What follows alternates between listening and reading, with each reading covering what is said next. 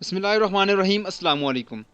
مریم صفدر کا ایک بیان آیا جس میں انہوں نے کہا کہ فوج کے ساتھ ان کے مذاکرات اسٹیبلشمنٹ کے ساتھ ان کے مذاکرات ہو سکتے ہیں کہ اگر اسٹیبلشمنٹ حکومت کو گھر بھیج دے، اسٹیبلشمنٹ عمران خان کی حکومت کو گرا دے، تو اس صورت میں مسلم لیگ نون جو ہے وہ اسٹیبلشمنٹ کے ساتھ مذاکرات کر سکتی ہے۔ تو یہ بات واضح ہو گئی کہ جو ان اپوزیشن کا، جو پی ڈی ایم کا جو مسئلہ ہے وہ اسٹیبلشمنٹ نہیں، وہ کوئی ادارہ نہیں، بلکہ وہ عمران خان ہے۔ اسٹیبلشمنٹ بہانہ اور عمران خان نشانہ ہے۔ تو مریم صفدر نے ایسا بیان کیوں دیا، یا کیا کہنے کی کوشش کی گئی، یا کیا پیغام دینے کی کوشش کی گئی، اس کی کچھ وجوہات ہیں۔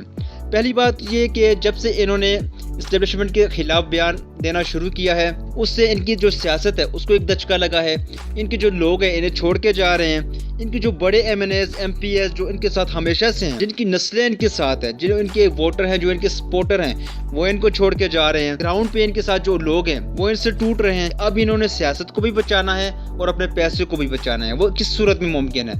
وہ اس صورت میں ممکن ہے کہ اگر پہلے کی طرح جب 90 کی دہائی میں نواز شریف کے ساتھ اسٹیبلشمنٹ کی جو ملاقاتیں تھیں وہ کامیاب ہو جایا کرتی تھی، ایک کمپرومائز گیم ہو جایا کرتی تھی، اور نواز شریف کو، ان شریف فیملیز کو وہاں سے سہولتیں مل جاتی تھیں۔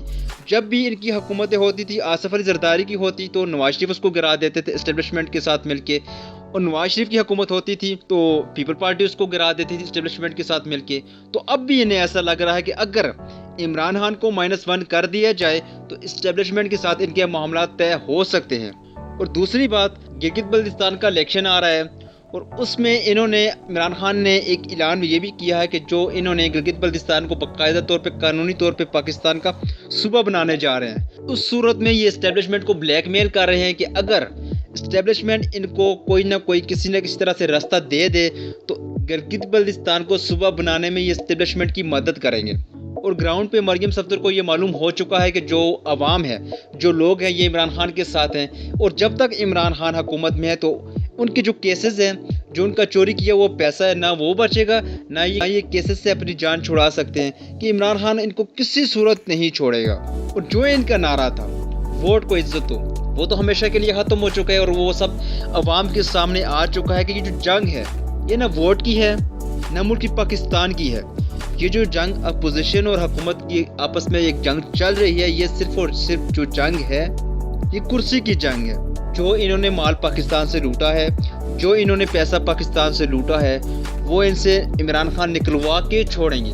کسی صورت عمران خان ان کو چھوڑنے کے لیے تیار نہیں ہے۔ اور اس صورت میں یہ کیا کریں گے؟ یہ آئینی یا غیر آئینی طریقہ استعمال کریں گے۔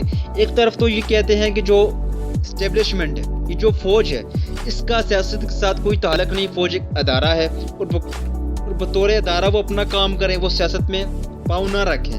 اور دوسری طرف آج جو مریم صفدر ہیں وہ کھل کے کہہ رہی ہیں کہ کسی بھی طرح اسٹیبلشمنٹ عمران خان کی حکومت کو گرا دے، اس کو گھر بھیج دے، تو تب ہم اسٹیبلشمنٹ کے ساتھ بات کر سکتے ہیں۔ تو اگر آپ اسٹیبلشمنٹ کے ساتھ بات کر سکتے ہیں تو اس کا مطلب یہ ہے کہ آپ خود جان بوجھ کے اسٹیبلشمنٹ کو سیاست میں دھکیل رہے ہیں، آپ ان کو سیاست میں لے کے آ رہے ہیں، آپ ان کو خود کہہ رہے ہیں کہ وہ سیاست میں آئیں، کیونکہ جو سیاسی جو کام ہے، جو سیاسی جو بات ہے، وہ عمران خان سے آپ کریں، وہ آپ حکومت سے کریں، حکومت کے آپ لوگوں سے کریں، کیونکہ جمہوری طریقہ تو یہ ہے۔ ایک طرف آپ نے بنائی ہوئی ہے P D M, Pakistan Democratic Movement, یعنی پاکستان میں ڈیموکریسی کو خطرہ ہے، تو آپ نے یہ ایک تحریک چلا دی۔